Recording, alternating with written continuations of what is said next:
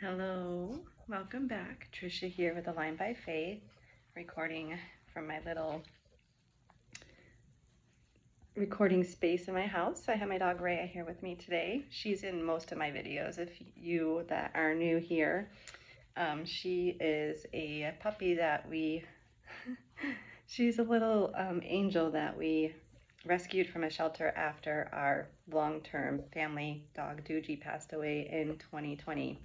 And she's just been such a beautiful little gift to me and to the family. She brought the little feminine energy into our household when I was surrounded by a lot of masculine energy. I raised, me and my husband raised 4 boys together, and so for a long time I was the only female in my home, and she's just brought so much joy to my life. And so today I just wanted to talk to you guys.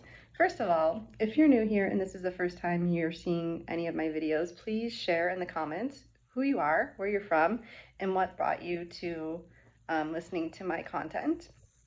I'm here to share experience, strength, and hope, and how to choose the positive path, the enlightenment path through this time and space on the planet.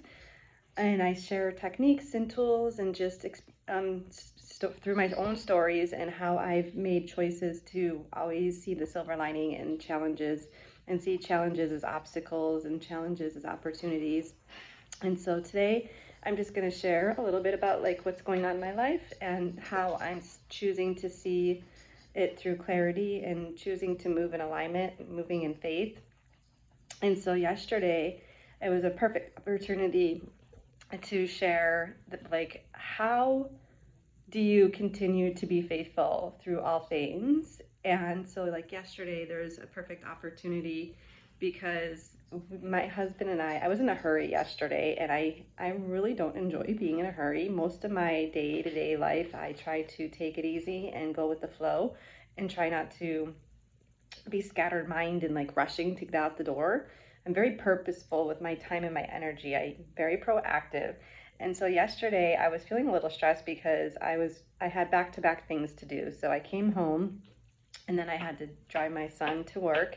And then I came home, and then I had to get in the truck with my husband to go down to Charlotte because we were picking up some products we purchased at the Vista auction. I don't know if you guys here in Charlotte are familiar with the Vista auction, but this place is a warehouse where Amazon packages are returned and you can buy them for like discounted prices.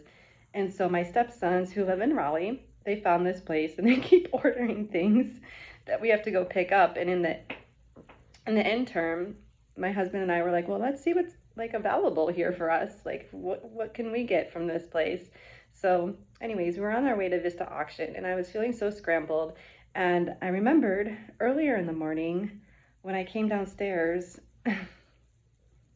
after waking up and bringing Rhea downstairs to go for her walk, when my husband left, he didn't really fully close the door, so it popped open. And we're in a new house and we're still learning the ways around this house. And so another door that keeps popping open is the door from the inside of the house that goes to the garage. And it's just been on my awareness, it's been on my consciousness. And it's like, gosh, that's a little annoying and we need to take care of that. But when I saw the front door do the same thing, I was like, okay, now this is an issue. Like we really need to take care of this. And so it wasn't until like about 5 or 10 minutes I was in the truck with my husband and I remembered about the door, and I was like, oh babe, by the way, I don't know if you know this, but when you left this morning the door wasn't fully closed. He's like, oh my bad. And I said, well, it's the same issue we're having with the it's the same issue we're having with the garage door. And I was like, I wonder if we can fix that. And he's like, yeah, we'll get around to looking into that and whatnot. And then and then I was like, well, I really hope the door didn't pop open because I was in a rush putting Rhea back in the house after taking my son to work before jumping in the truck. And I caught myself and I was like, all right, wait a minute, you're going into worry. And I said, you know what, I'm not going to think about it. I'm going to trust and I'm going to have faith. And I'm like, that fear, that's how sneaky fear is. It like creeps in the mundane moments of your day-to-day life. And if we're not mindful of it, it could really take us down. And my husband's like, well, we're not going to turn around at this time because we're going to be late if we turn around. I was like, I know, I'm not going to worry about it.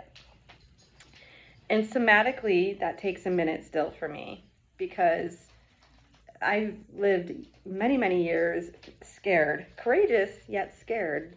And so my body is still like relearning how to not respond to that fear, that first initial fearful thought. Like, oh my God, Rhea's going to get out and we're going to miss her and she's going to run away. I mean, it's a little insane, like how these thoughts come up, right? And so I want to talk about this because this was a real thing that I experienced yesterday. And I want to talk to you about like where in your life are you, those little fearful thoughts are coming up. And from a place of awareness, like grace, mercy, like it's natural, it's human. We all have these things that happen. But where are you letting it really take over? Where are you letting it make you change your path throughout your day to day? Where are you making it second guess yourself? And where are you allowing it to occupy space in your body, mind, and spirit? And yeah, that's kind of what's coming through for me today. If you guys have any questions or genuine curiosities, if you have any stories of this happening to you, you having experience like this, please feel free to reach out and share your story. And I'd be honored and grateful and blessed to hear if this is helping you guys. So when I say we have choice, we have choice. The choice is I can choose to have faith. And when you're doing that, sometimes your body's like, heck no, not going there. Like, no, I am worried, I am scared. And you can just sit with it for a few moments and then place your hand over your heart. Take a deep breath in. And then exhale. Inhale. Exhale. Inhale. Exhale. Even though this fearful thought came through my consciousness, I'm going to choose to have faith and trust that everything is okay. Inhale and exhale. And this is a little practice you can do anytime you're wanting to retune your vibration and your frequency and your knowingness to what you want versus what you don't want. And like I say often, what you don't want is the door to understanding exactly everything you do want. Sending you love and blessings. Satnam.